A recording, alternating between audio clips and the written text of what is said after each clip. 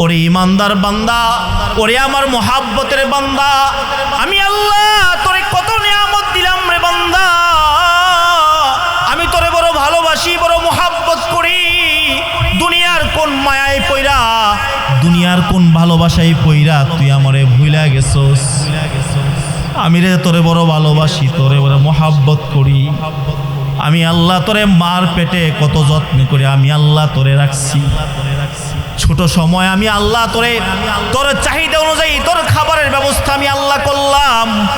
কত যত্ন করে আমি আল্লাহ তোরে বড় করলাম। বড় হইয়া সংসার পায়া, বন্ধু বান্ধব পায়া, দুনিয়ার মায়া জালে পইরা আমারে ভুলা গেলি রে বান্দা। আয় আয় ফিরাই, তওবা কইরা তুই রবের কাছে ফিরা। আল্লাহ চায় সবসময় বান্দাগুলো আমার কাছে ফিরে আসুক। অনেকে এমন আছে ভাবে যে আমি তো গুনাহগার বান্দা, নামাজ পড়ছি না, রোজা রাখছি না, আমল করছি না, আল্লাহ কি আমার কথা শুনবো? এটা একটা ভুল চিন্তা। বান্দা আল্লাহর কাছে চাইবে, সে যেমনই হোক আল্লাহ তার কাছে বড় দামি। আল্লাহর কাছে সে বড় দামি। বান্দা যত নগণ্য হোক, আল্লাহ পাক রব্বুল আলামিন দুনিয়ার মানুষ তো চিন্তা করে স্ট্যাটাস দেখা, কি বলেন ঠিক না? কিন্তু আল্লাহর কাছে ওই দাম না। কে মন্ত্রী, কে এমপি, কে মিনিস্টার, কে জজ না। আল্লাহ বলেন ইন্না আকরামাকুম ইনদাল্লাহি আতকাকুম। আমি আল্লাহ পাক রব্বুল আলামিনের কাছে কে চেয়ারম্যান, কে মেম্বার, কে জমিদার, আমি আল্লাহর কাছে ওই হিসাবে দাম নয়।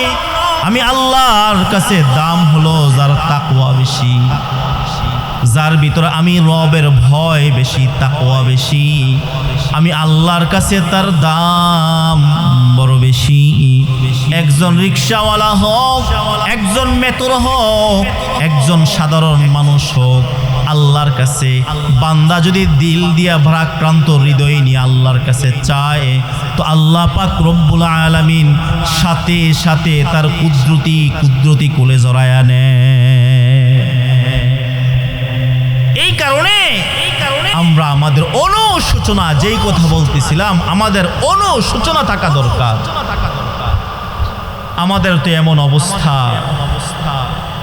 ফজরের নামাজ ছুটে গেছে কিন্তু দিলের ভিতরে কোনো ব্যথা নাই, কি বলেন ঠিক কিনা?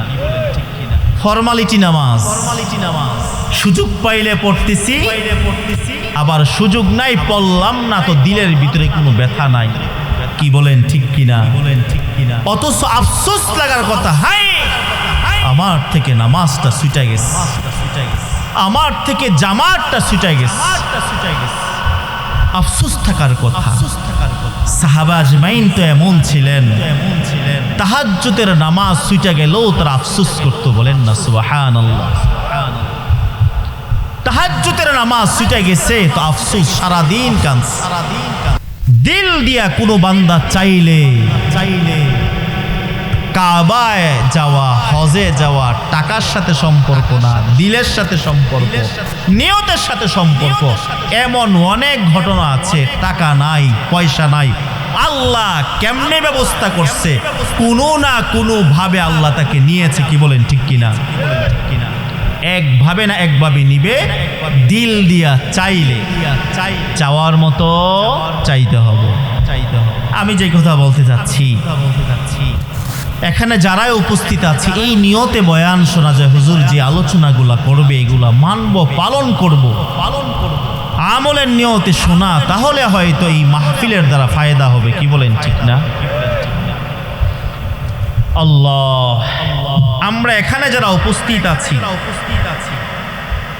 গুনাহ নাই কার কার? হ্যাঁ, তাইলে বোঝা গেল আমরা কেউ গুনাহ ছাড়া, গুনাহ বান্দার হয়ে যাওয়া হয়েটাই স্বাভাবিক। মানুষ তো আমরা, কি বলেন ঠিক না?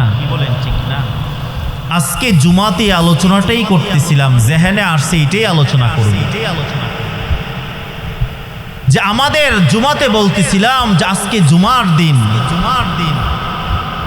আমি আমার নজরে দেখেছি অনেকে কাজে লিপ্ত আছে, নামাজের সময় দোকানে আছে, আড্ডায় আছে, বাজারে ঘোরাফেরা করতেছে, জুমার দিন জুমার নামাজে আসে নাই। কিন্তু বললাম আফসোস কোথায় জানেন? এই মানুষগুলা যে জুমার নামাজে আসে নাই সেই আফসোসও নাই। বুঝাইতে পারছি? নামাজে যে আসে নাই, নামাজ যে পড়তে পারে নাই, সে আফসোসটাও নাই। আফসোস যদি না থাকে তওবা নসিব হবে। আপনি অন্যায় স্বীকার করবেন কখন? যখন দিলে অনুশোচনা আসবে, দিলে ধাক্কা লাগবে, হ্যাঁ আমি এটা কি করলাম, আমার দ্বারা গুনাহটা হয়ে গেছে, আমি এটা কি করলাম। তখন আনা তওবা করার মন মানসিকতা হবে। কি বলেন ঠিক কিনা? আর যদি গুনাহকে স্বাভাবিক মনে হয়, গুনাহকে গুনাহই মনে হয় না, তাহলে সে তওবা করবে। আল্লাহ বান্দা তওবা করলে যে আল্লাহ কি খুশি হয়। আল্লাহ কিন্তু আমগরে বড় মায়া করে বানাইছে, বড় মোহাব্বত করে বানাইছে। আল্লাহ চায় না কোনো বান্দা জাহান্নামী হোক, আল্লাহ চায় না তার মায়ার বান্দাগুলা জাহান্নামী হোক। আল্লাহ চায় যে বান্দা তওবা করুক, মাফ চাক, আমি আল্লাহ তার জিন্দেগির গুনাহগুলা মাফ করে দিই।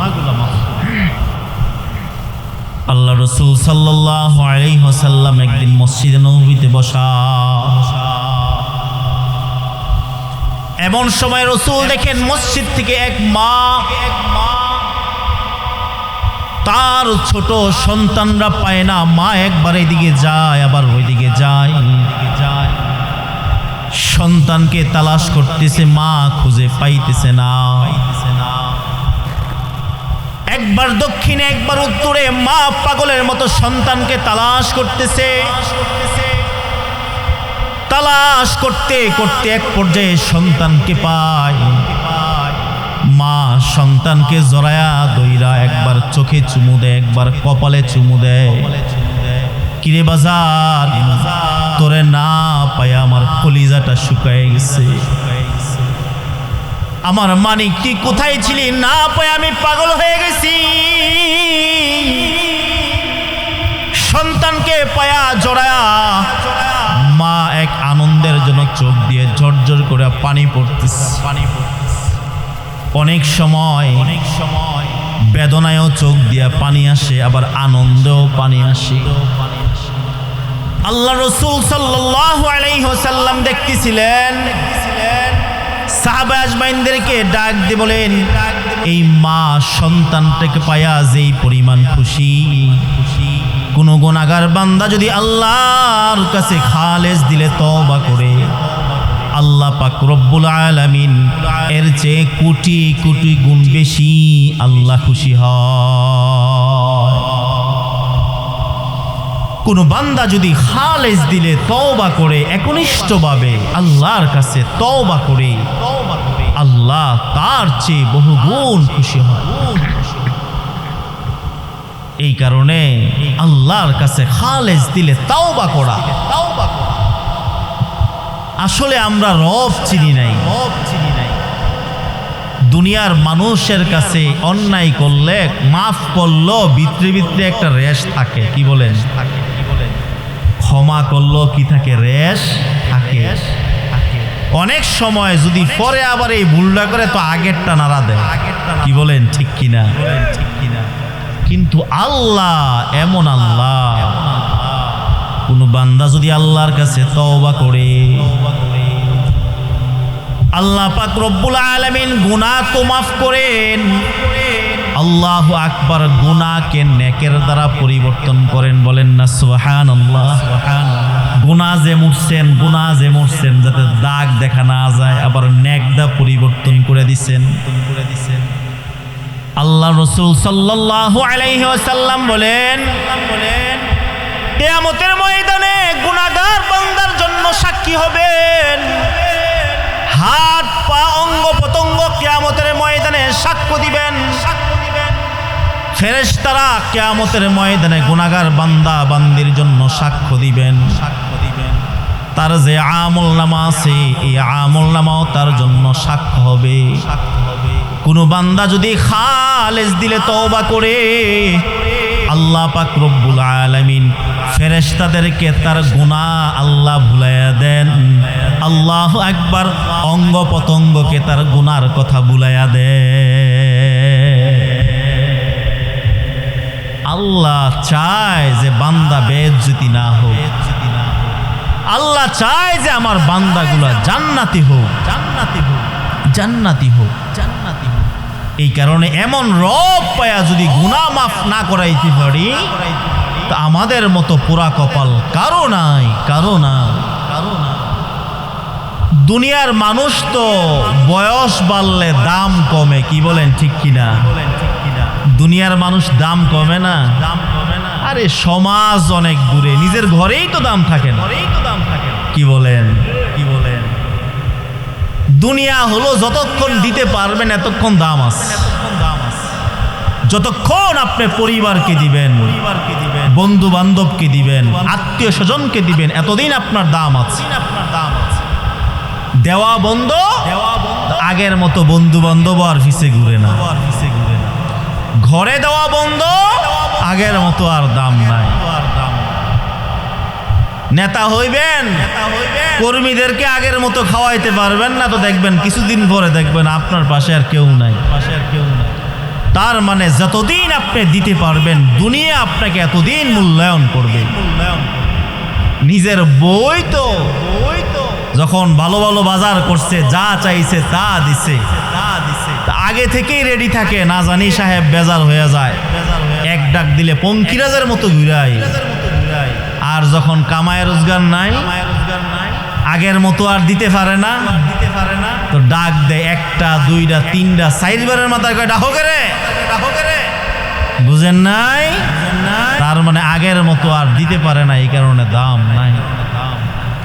একটা পর্যায়ে আসে ঘরের মধ্যে, মুখে না বলতে পারলো, ঘরের কিছু নতুন সদস্য কয় বুড়ায় কবে যাইব, তার মানে কি বিদেশ যাইতো কয়,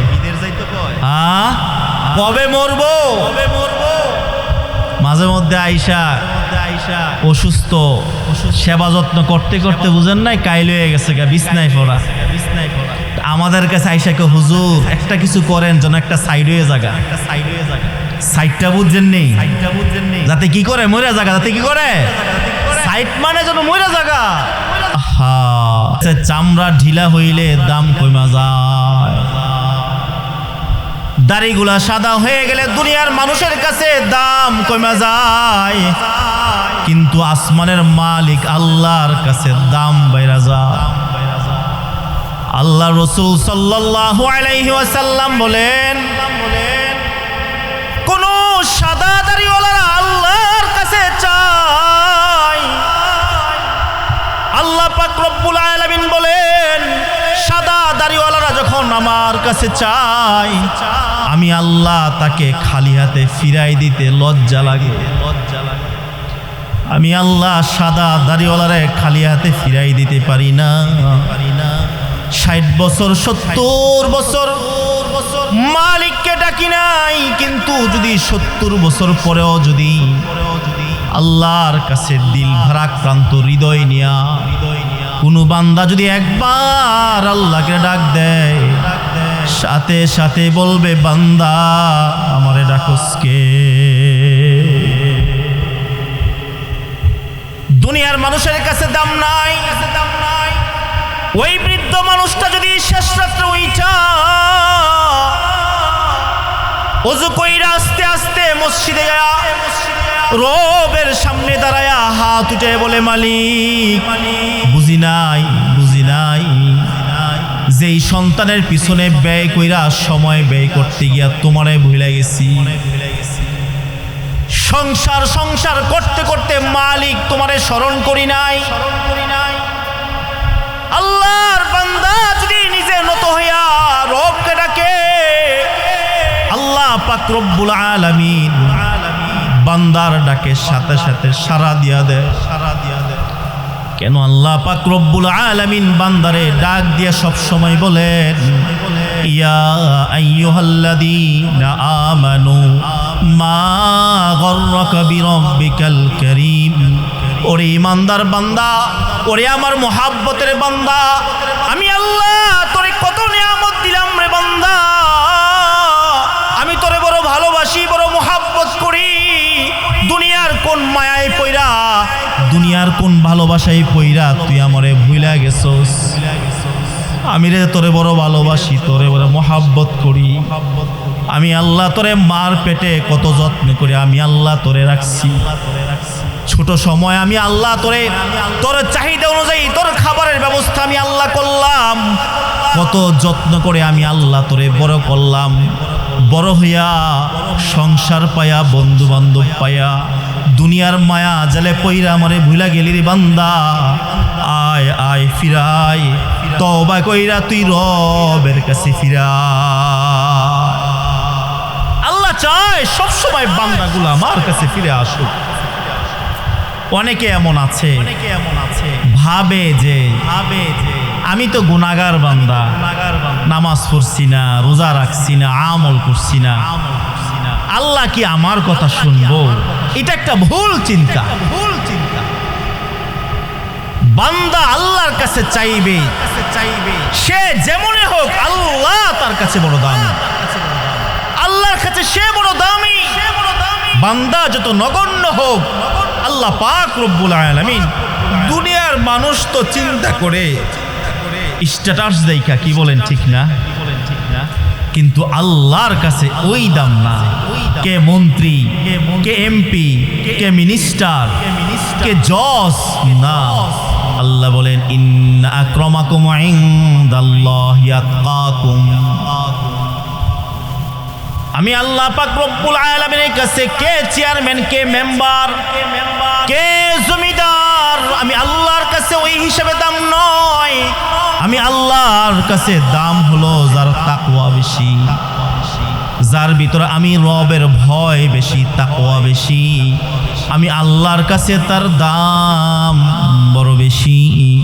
একজন রিকশাওয়ালা হোক, একজন মেটর হোক, একজন সাধারণ মানুষ হোক, আল্লাহর কাছে বান্দা যদি দিল দিয়া ভারাক্রান্ত হৃদয় নিয়ে আল্লাহর কাছে চায়, তো আল্লাহ পাক রব্বুল আলামিন সাথে সাথে তার কুদরতি কোলে জড়ায় নেয়।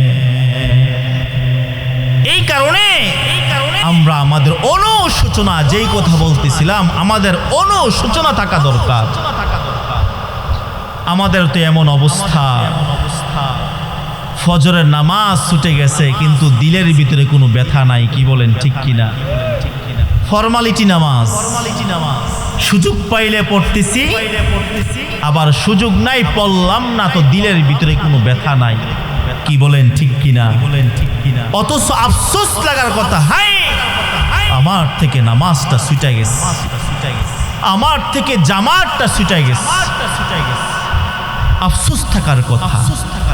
সাহাবা আজমাইন তো এমন ছিলেন, তাহাজ্জুদের নামাজ ছুটে গেলেও তারা আফসোস করতো, বলেন না সুবহানাল্লাহ।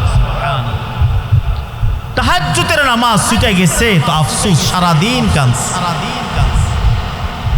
আব্দুল্লাহ ইবনে মাসউদ রাদিয়াল্লাহু তাআলা আনহু একদিন তাহাজ্জুদের নামাজ কায়জা হয়ে গেছে, সারাদিন কাঁদছে, সারাদিন কাঁদছে। হায় রে, আমার থেকে তাহাজ্জুদের নামাজ ছুটে গেছে, আমার রব কি আমার উপর অসন্তুষ্ট হয়ে গেল নাকি? আজকে আমি তাহাজ্জুদের নামাজ পড়তে পারলাম না। প্রতিদিন শেষ রাত্রে মালিকের সামনে দাঁড়াই, আজকে আমি শেষ রাত্রে মালিকের সামনে দাঁড়াইতে পারলাম না। আমার মালিক কি আমার উপরে নারাজ হয়ে গেল নাকি? সারা দিন কাঁদছে, সারা দিন কাঁদছে। পরের দিন আশারের নামাজ পড়ে কিছুক্ষণ জিকির আজকার করে আব্দুল্লাহ ইবনে মাসউদ রাদিয়াল্লাহু তাআলা আনহু ঘুমায় গেছেন।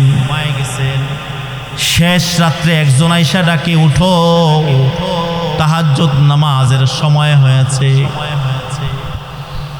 আব্দুল্লাহ ইবনে মাসউদ রাদিয়াল্লাহু তাআলা আনহু উইঠা দেখেন জানালা বন্ধ, দরজা বন্ধ।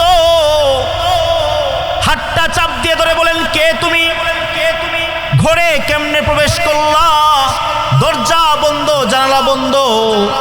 হাতটা থাপা দিয়ে ধরছে, বলছে তোমার পরিচয় দিয়ে যাও। বলে আমার পরিচয় জানতে চান? আমি হইলাম ইবলিস, শয়তান।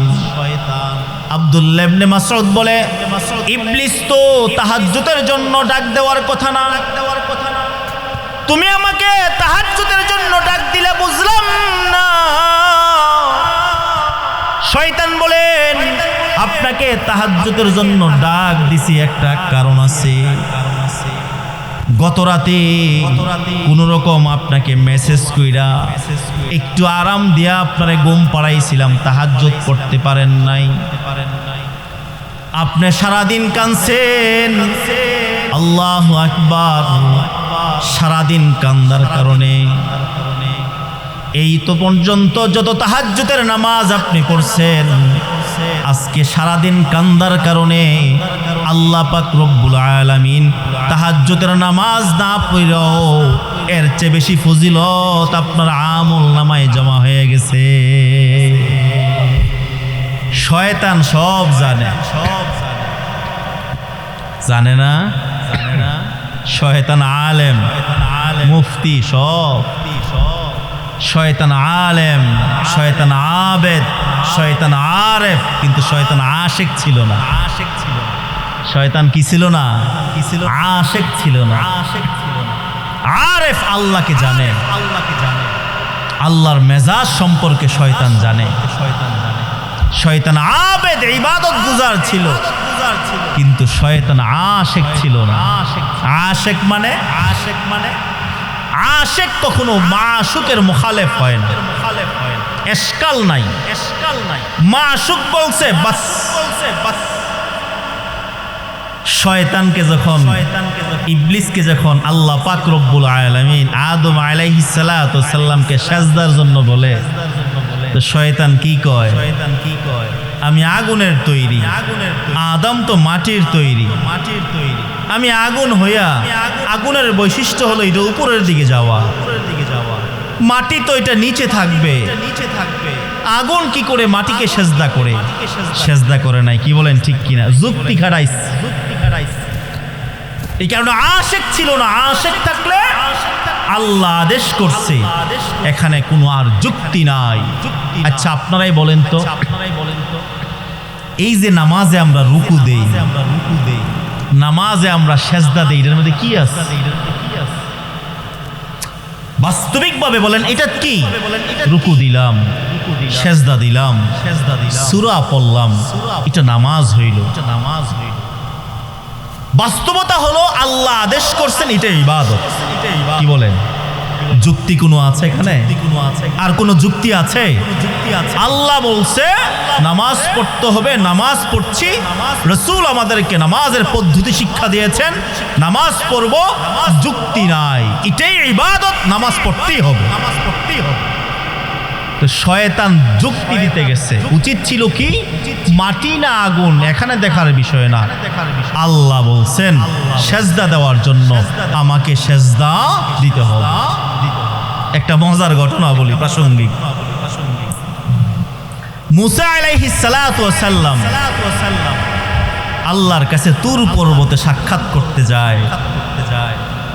ইবলিসের সাথে রাস্তায় দেখা। ইবলিস মুসা আলাইহিস সালাতু ওয়াস সালামকে বলে, আপনি তো আল্লাহর নবী, আল্লাহর সাথে আপনার কথা হয়,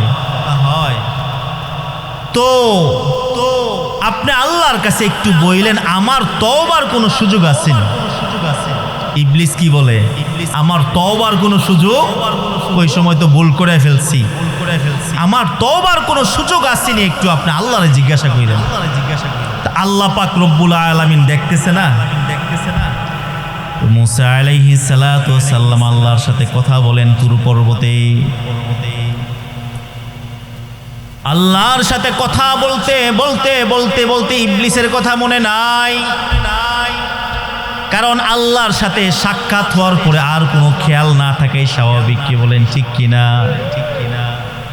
কথাবার্তা শেষ করে যখন চলে আসবেন, আল্লাহ পাক রব্বুল আলামিন মূসা আলাইহিস সালামকে জিজ্ঞাসা করে, হে মূসা, তুমি আসার পথে রাস্তায় কারো সাথে তোমার দেখা হয়েছিনি?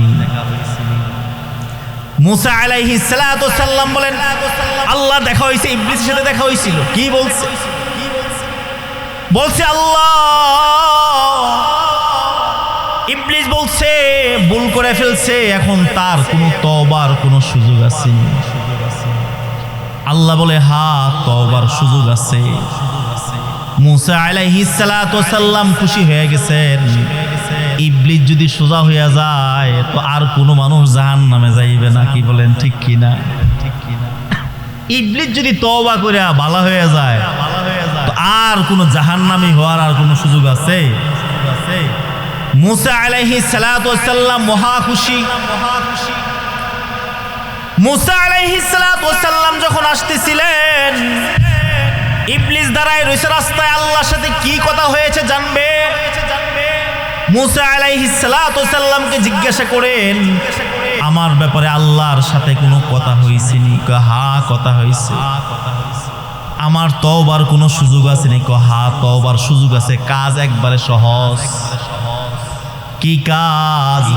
আল্লাহ বলছেন, ইবলিস তো আদম আলাইহিস সালাতু ওয়াসাল্লামকে সিজদা করে নাই, জীবিত অবস্থায় সিজদা করে নাই, কিন্তু আদমের কবর তো এখনো পর্যন্ত দুনিয়ার জমিনে আছে।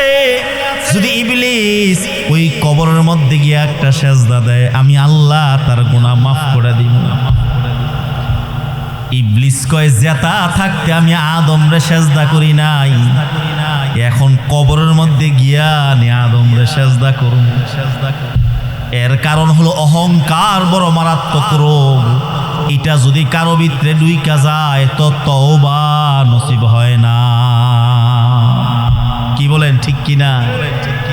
তো যে কথা বলতেছিলাম, শয়তান আব্দুল্লাহ ইবনে মাসউদ রাদিয়াল্লাহু তাআলা আনহু ঘুম থেকে জাগাইছে, কারণ আফসোস আল্লাহর কাছে বড় পছন্দ। আফসোস কি আল্লাহর কাছে বড়? শয়তান বলে, এই কারণে আমি আপনাকে জাগাই দিলাম। গতকাল আপনি সারাদিন কাঁদছেন, আপনি কান্দার কারণে এতদিন তাহাজ্জুদ পইরা যেই পরিমাণ নেক আপনার আমল নামায় হয় নাই, আপনি কান্দার কারণে এর চেয়ে বেশি নেক আপনার আমল নামায় আসতেছে। আমি চাই না আজকেও আপনার তাহাজ্জুদ কাজা হোক, আবার আপনি আগামীকাল আপনি কান্দেন। এই কারণে আমি আপনারে জাগায়া দিলাম।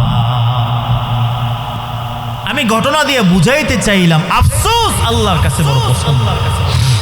আফসোস গুনাহ হয়ে গেলে সাথে সাথে আফসোস করা, তওবা করা।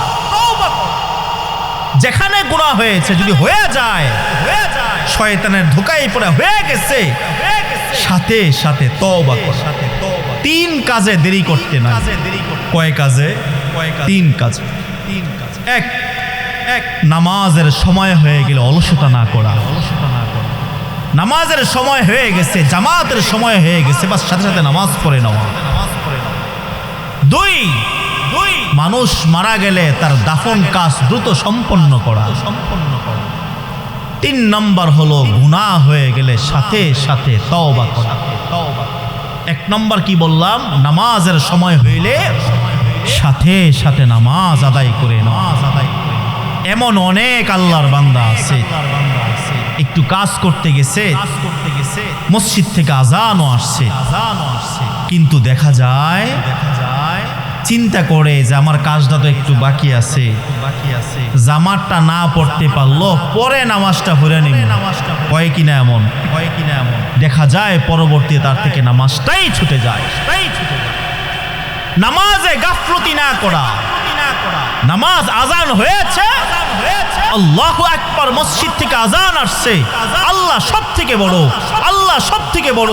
অতএব যে রবের নামে আহ্বান করতেছে, দুনিয়ার আর কোনো কাজ নাই, জমি, ব্যবসা, চাকরি, যা কিছু আছে সব থেকে বড় আল্লাহ। সে আল্লাহর নামে আহ্বান করতেছে। আর ব্যবসায় থাকা যায় না, আর চাকরি থাকা যায় না, আর জমিতে থাকা যায় না, এখন রবের ডাকে মসজিদে চলে যাওয়া। কি বলেন, ঠিক কিনা? আব্দুল্লাহ ইবনে মুবারক যুগশ্রেষ্ঠ মুহাদ্দিস ছিলেন। ওনার মৃত্যুর পরে এক আলেম স্বপ্ন দেখা জিজ্ঞাসা করে, হযরত আপনি তো জীবনে অনেক হাদিসের খেদমত করেছেন, আপনার মৃত্যুর পরে আল্লাহর সাথে আপনার মুআমালা কেমন হয়েছে, আপনার ব্যাপারে কি ফয়সালা হয়েছে? আব্দুল্লাহ ইবনে মুবারক বলেন, আল্লাহ পাক রব্বুল আলামিন দয়া করে মায়া করে আল্লাহ আমার জান্নাতের ফয়সালা করেছেন, কিন্তু আমার বাড়ির পাশে যে কামার আছে আল্লাহ পাক রব্বুল আলামিন তার মাকাম আমার চেয়ে উঁচু মাকাম আল্লাহ তারে দান করছেন। সুবহানাল্লাহ। আব্দুল্লাহ ইবনে মুবারকের এই কথা শুইনা আলেম পেরেশান হয়ে গেলেন। যুগশ্রেষ্ঠ মুহাদ্দিস আব্দুল্লাহ ইবনে মুবারকের চেয়ে উঁচু মাকাম আল্লাহ তারে দান করছেন একজন কামারকে। সকালবেলা ফজরের নামাজ পড়ে রওনা হয়ে গেছে ওই কামারের বাড়িতে। উঠানের মধ্যে গিয়ে সালাম দেয়, আসসালামু আলাইকুম ওয়া রাহমাতুল্লাহ। ঘর থেকে আওয়াজ দেয়, কে আপনি, কাকে চান? বলছেন, আমি গত রাত্রে একটা স্বপ্ন দেখলাম আব্দুল্লাহ ইবনে মুবারকের চেয়ে উঁচু মাকাম পেয়েছেন আপনার স্বামী। এমন কি আমল করত যে আমলের কারণে আল্লাহ আমি আমার চলাফেরা ইসলাম অনুযায়ী চললেই তখনই আল্লাহ পাকের রহমত আর বরকত আসবে। কি বলেন ঠিক কিনা? এই কারণ নামাজের সময় হয়ে গেলে নামাজ পড়ে নেওয়া। কোনো মানুষ মারা গেলে তার জানাজা তাড়াতাড়ি সম্পন্ন, দাফন কাজ সম্পন্ন করা। 3 নম্বরে গুনাহ হয়ে গেলে সাথে সাথে তওবা করা। কারণ কিয়ামতের ময়দানে জমিন বান্দার বিরুদ্ধে সাক্ষ্য দিবেন। আল্লাহ পাক রব্বুল আলামিন কোরআনে কারিমে আল্লাহ বলেন, ইয়াউমাইদিন তুহাদ্দিসু আখবারহা। আল্লাহ বলেন কিয়ামতের ময়দানে জমিন মানুষের বিরুদ্ধে সাক্ষ্য দিবেন। জমিন বলবে, আল্লাহ তোমার এই বান্দা আমার পিঠে চইরা এই নাফরমানি করছে, এই কারণে কিয়ামতের ময়দানে জমিন যখন সাক্ষ্য দিবেন, বান্দা যদি গুনাহ করার সাথে সাথে ইস্তেগফার করে নেয়, সাথে সাথে তওবা করে নিছেন, তো জমিন সাক্ষ্য দেওয়ার সাথে সাথে আল্লাহর কাছে বলবে, আল্লাহ তোমার বান্দা গুনাহ করছিল ঠিক, কিন্তু সাথে সাথে তওবা করে নিছিল। গুনাহ করে ফেলছেন আল্লাহ, কিন্তু অনুশোচনায় সাথে সাথে আল্লাহ তওবা করে নিস। এই কারণে আমরা আমাদের তওবা একনিষ্ঠ তওবা হওয়া চাই, নাকি খালি ঠুটে ঠুটে বললে হবে? এমন যেন না হয় শুধু ঠুটে বললাম উপহাসের মতো। রাসূল সাল্লাল্লাহু আলাইহি ওয়াসাল্লাম বলেন, আল মুস্তাকবিরু বিল লিসান আল মুসিররু আলা যুনুব কাল মুস্তাহজিউ বিরাব্বিহি। কিছু ইস্তেগফার যদি শুধু জবানে যদি ইস্তেগফার হয়, গুনার জন্য শুধু জবানে ইস্তেগফার করলাম, এটা যেন আল্লাহর সাথে মস্করা করার মতো। এই কারণে ঠোঁটে বললাম এমন নয়, এই কথা যেন দিলে ধাক্কা লাগে, ভারাক্রান্ত হৃদয় নিয়ে আল্লাহর কাছে ক্ষমা চাইতে হবে। ভাঙ্গা হৃদয় নিয়া, ভয় নিয়া, অনুশোচনা নিয়া। ইমাম সাহেব খালি সারা জীবন দোয়া করলো, আর আপনি পিছে বইয়া বইয়া খালি আমিন বললেন। দিলে কোনো অনুশোচনা নাই, ধাক্কা নাই।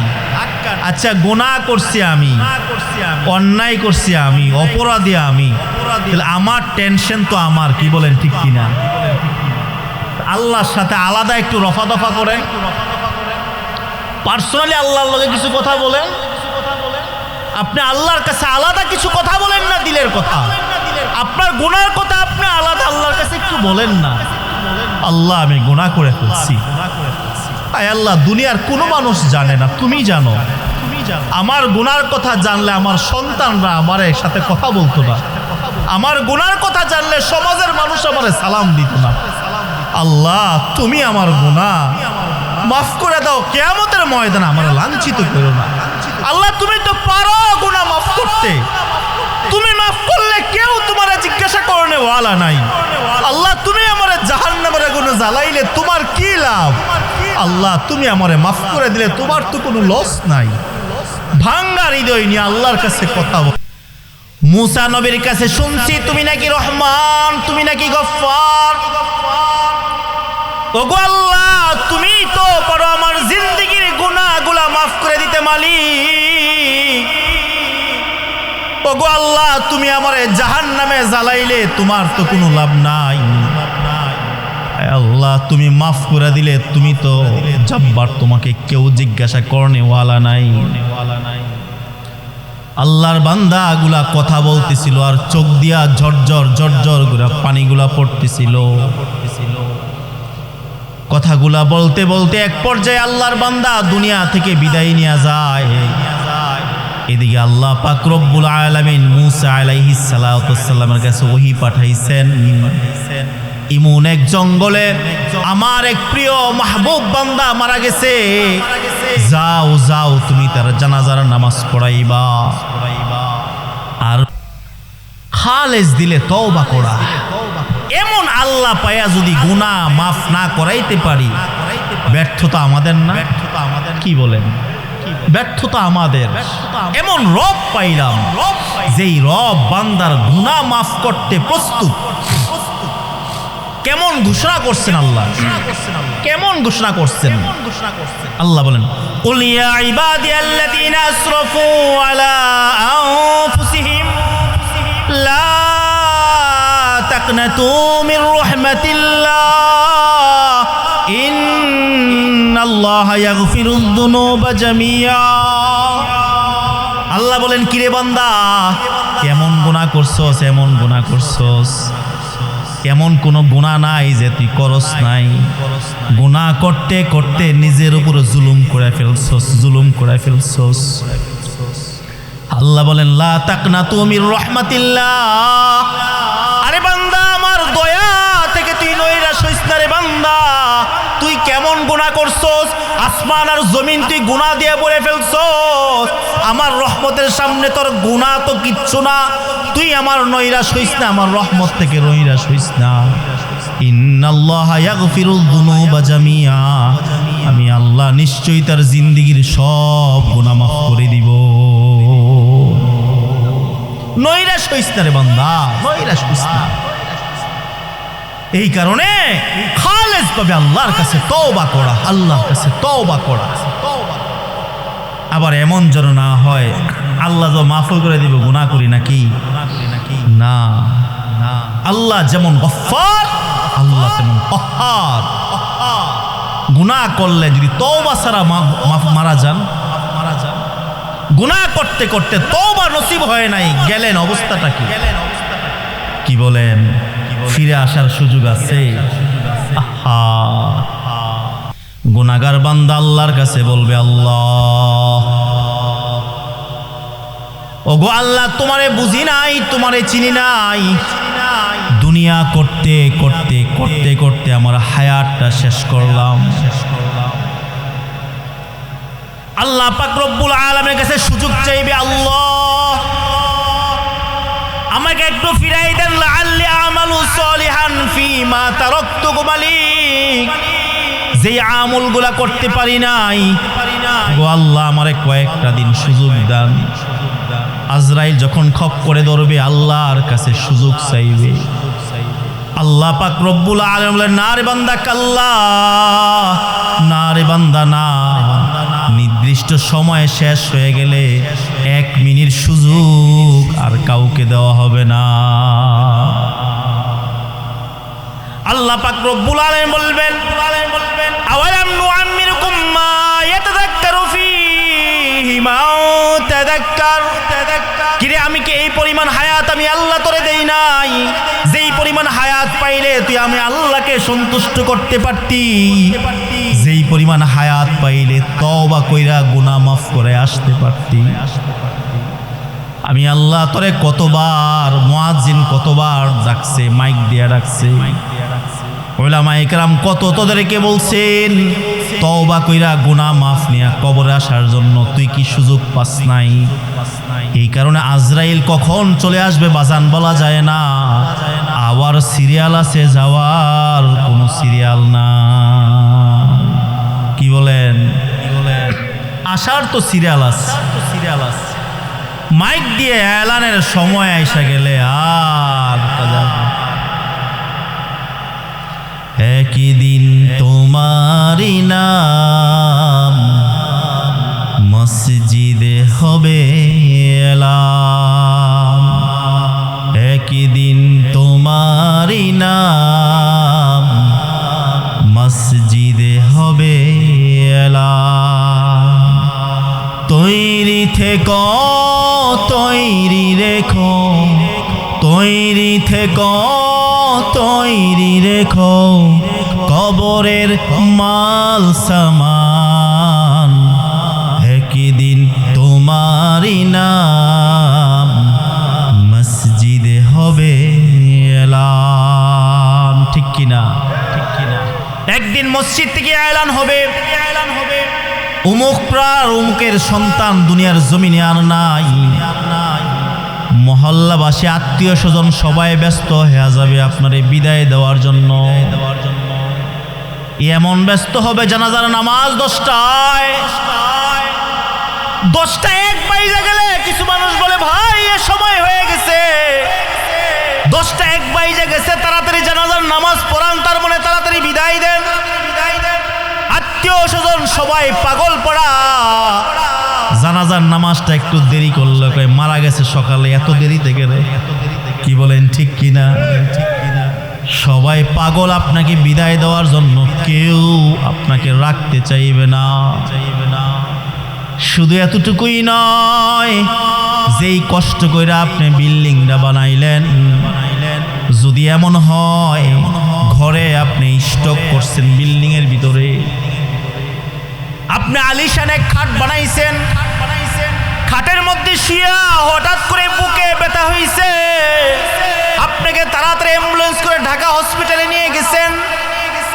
কিছুক্ষণ পরে সংবাদ আসছে আপনি আর দুনিয়াতে নাই। অ্যাম্বুলেন্সটা বাড়িতে আইসা চিন্তা করে লাশটা ঘরে ঢুকামুখী ঢুকাইতাম না। কি বলেন ঠিক কিনা? আমার কাছে এক লোক সন্তান গিয়া জিজ্ঞাসা করে, হুজুর শুনছি মারা গেলে মরা লাশ নাকি ঘরের মধ্যে ঢুকানো ঠিক কিনা? আমি বৈশা বৈশা চিন্তা করলাম, যেই লোকটা বিল্ডিং কত কষ্ট করে বানাইলো, রাত্র বাজে 10টা, জানাজা পরের দিন সকালে, সারা রাত লাশটারে বাইরে ফালায় রাখবে। কার জন্য আপনি দুনিয়া সাজাইলেন? যে স্ত্রীর সাথে রুমের মধ্যে এত রং তামাশা এত আনন্দ ফুর্তি করলেন, স্ত্রী বলবে রুমের মধ্যে লাশটা আইনেন না, এই রুমের মধ্যে পড়ে থাকতে আমার ভয় লাগবে, সন্তানরা থাকতে এখানে ভয় পাবে। সন্তানরা আপনার লাশের কাছে আসতে চায় না, রাতে আসতে চায় না। যার জন্য দুনিয়া সাজাইলেন, চোখটা বুঝায়া দেখেন দুনিয়া কেউ আপনার পাশে নাই। আপনার আমল এটাই আপনার সামানা, দুনিয়ার কেউ আপনার কাছে থাকতে চায় না। यही हम सब मुसाफिर हैं, वही आखिर ठिकाना, कोई आगे रवाना है, कोई पीछे रवाना, कोई आगे रवाना है, कोई पीछे रवाना। ए चमन सहरा भी होगा, ए खबर बुलबुल को दो, ताकि अपने जिंदगी को सोच कर कुर्बा करे, ताकि अपने जिंदगी को सोच कर कुर्बा करे। दोस्त আমার আমরা সবাই মুসাফির অবস্থায় আছি। কারো সফর 50 বছরে শেষ, কারো সফর 60 বছরে শেষ। এমন যুবক আছে যেই যুবকের সফর 25 বছরই শেষ, 20 বছরই শেষ। কি বলেন ঠিক কিনা? আবার এমনও আছে জন্মের পরে শুধু ওয়া ওয়া বলছে আর দুনিয়াতে নাই। তার মানে এতটুকু হায়াত নিয়ে এই দুনিয়াতে আসছে। অনেকে আছে 30 বছর 40 বছরে মারা গেলে পোস্টার লাগায়, ব্যানার, অকাল মৃত্যু। না না, অকাল মৃত্যু না, তার কাল এতটুকু। এই পরিমাণ হায়াত নিয়ে আসছেন।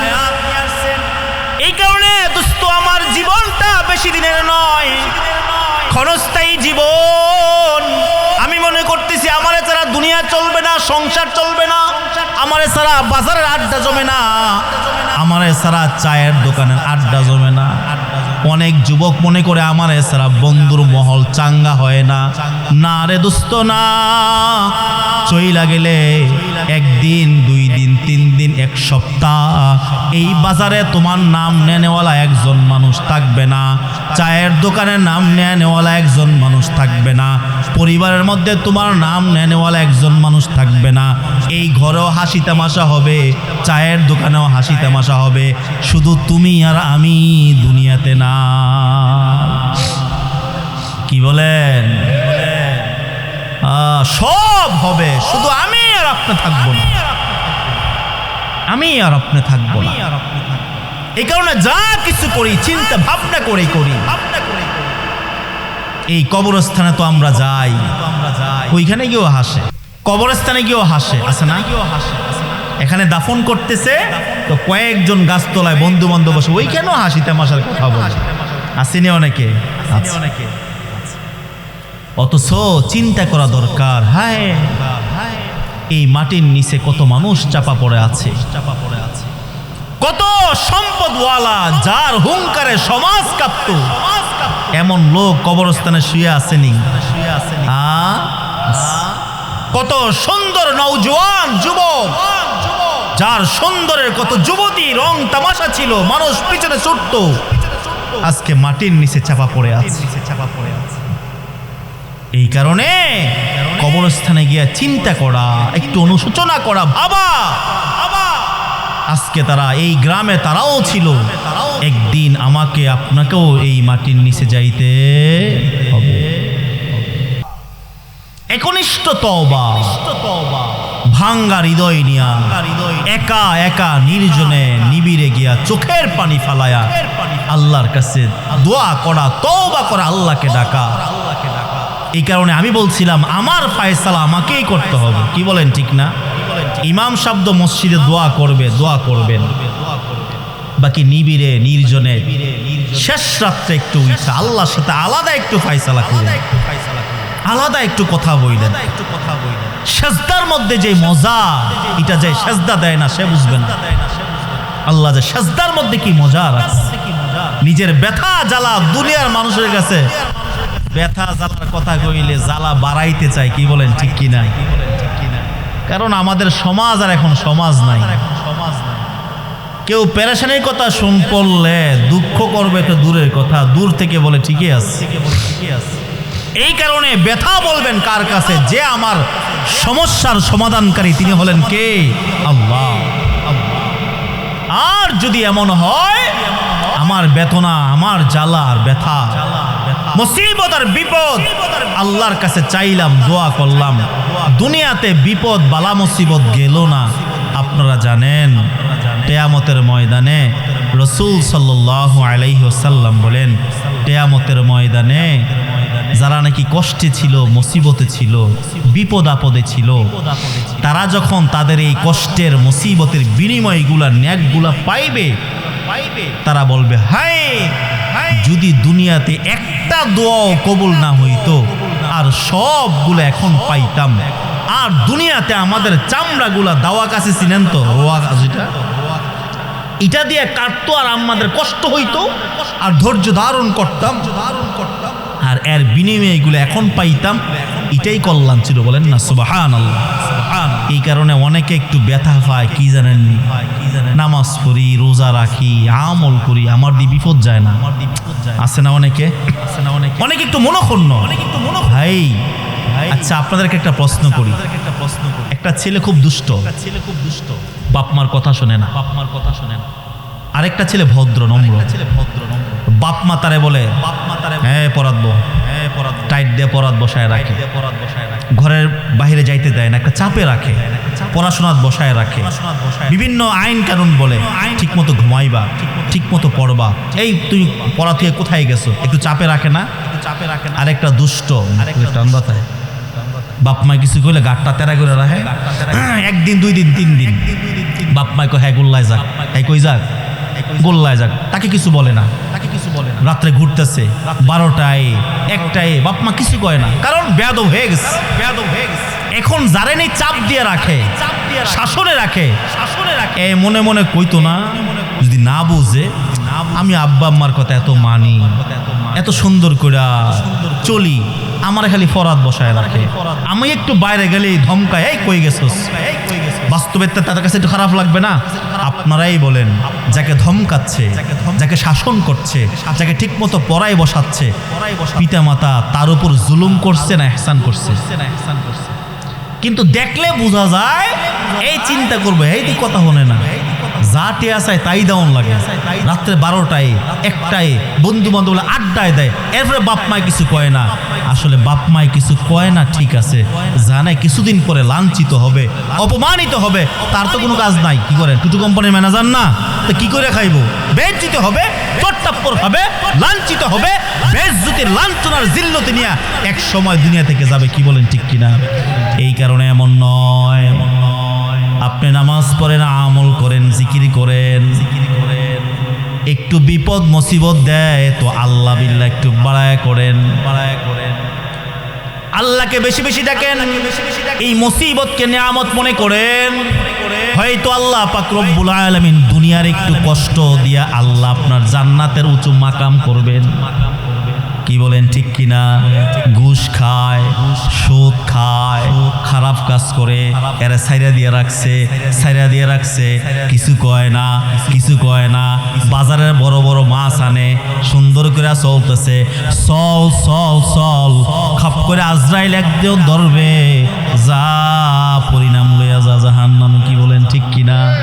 এই কারণে মুসিবত বিপদ আপদে নিয়ামত মনে করা, রহমত মনে করা, মুসিবত আসলে ধৈর্য ধারণ করা, আল্লাহর কাছে দোয়া করতে থাকা, হইতে পারে এই বিপদ আর মুসিবত আপনার জন্য মৃত্যুর পরে রহমত হয়ে যাবে। কি বলেন ঠিক কিনা? এই কারণে মুসিবত বালা মুসিবত আসলে পেরেশান না হওয়া, যে আমি আমল করি, নামাজ পড়ি, আমার দি বিপদ যায় না, না, এটাকে নিয়ামত মনে করেন। দুনিয়ার কষ্ট আর কয়েকদিন। আমি মাঝে মধ্যে একটা উদাহরণ দিই, যেই বউয়ের স্বামী বালা, কি যেই বউয়ের স্বামী বালা কিন্তু শ্বশুর শাশুড়ি বালা না, কি না, শ্বশুর শাশুড়ি ভালো না, স্বামী তারে খুব আদর করে।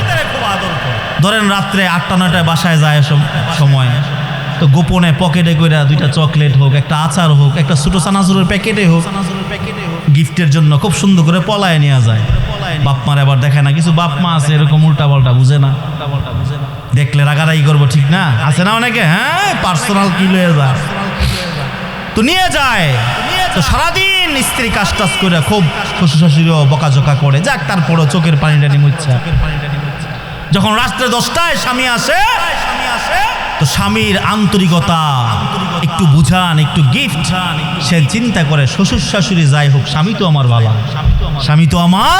ভালো, তো মনটা বুঝায়। শ্বশুর শাশুড়ি আর কয়দিন, বাপ মার কাছে বললো, বিচার দিলে বলে আরে তোর জামাই তো ভালো, তোর জামাই কি ভালো, শ্বশুর শাশুড়ি আর কয়দিন। আরেকজনের এমন জামাই নেশা করে, পরক্রিয়া করে, মোবাইল আরেক শ্রেণীর লগে কথা কয়, কিন্তু শ্বশুর শাশুড়ি খুব ভালা, এই বউয়ের মন ভালা থাকবো নি। শ্বশুর শাশুড়ি যত আদর করো, এই স্ত্রীর মন কখনোই ভালো হবে না। কেন? বউ চিন্তা করবে, যার জন্য আমি ঘর ছাড়লাম, যার হাত ধরে আমি আমার জন্মস্থান ছাড়লাম, যে স্বামীর সাথে সংসার করব, সুখের ঘর বানবো আশায়, এই স্বামী আমারে বুঝলো না, এই স্বামী আমারে আদর করে না, এই স্বামী আমারে সোহাগ দেয় না, শ্বশুর শাশুড়ির আদর দিয়ে আমি কি করবো? কি বলেন ঠিক কিনা? এই কারণে দুনিয়া ক্ষণস্থায়ী। রবের সাথে যার সম্পর্ক আছে সে চিন্তা করবে দুনিয়ার কষ্ট আর কয়দিন। আল্লাহর সাথে নিবিড় সম্পর্ক থাকলে, এই কারণে সব উদাহরণ দেই, রবের সাথে যার সম্পর্ক আছে দুনিয়ার কষ্ট তার কাছে কষ্ট মনে হবে না। কি বলেন ঠিক কিনা? এই কারণে যে অবস্থায় রাখে আলহামদুলিল্লাহ, যে অবস্থায় রাখে আলহামদুলিল্লাহ, নিয়ামতের শুকরিয়া আদায় করা, কোনো নিয়ামত আলহামদুলিল্লাহ, বিপদ আসলে ধৈর্য ধারণ করা। কি বলেন ঠিক কিনা? আল্লাহ পাক রব্বুল আলামিন আমাদের সবাইকে যেই কথাগুলা বললাম, আজকে আলোচনার মূল বিষয় এটাই ছিল, তওবা করে গুনাহ মাফ নিয়ে কবরে যাওয়া। কি বলেন ঠিক কিনা? আল্লাহ পাক রব্বুল আলামিন আমাদেরকে খালেস দিলে তওবা কবুল হওয়ার জন্য শর্ত হলো যেই গুনাহগুলো আমার থেকে হয়েছে ভবিষ্যতে এই গুনাহ করব না, ভবিষ্যতে এই গুনাহ করব না, এবং এই গুনার উপরে লজ্জিত হওয়া এবং এই গুনাহ সামনে না করা, এমন যদি ইস্তেকামতের সাথে তওবা করে আশা করা যায় আল্লাহ এই তওবা কবুল করবেন। কি বলেন ঠিক কিনা? আর মুখে একটা কইলাম আবার গিয়ে একই করলাম, এটা তওবাতুন নাসুহা বলবে না। কি বলেন ঠিক কিনা? এটা মস্কারা।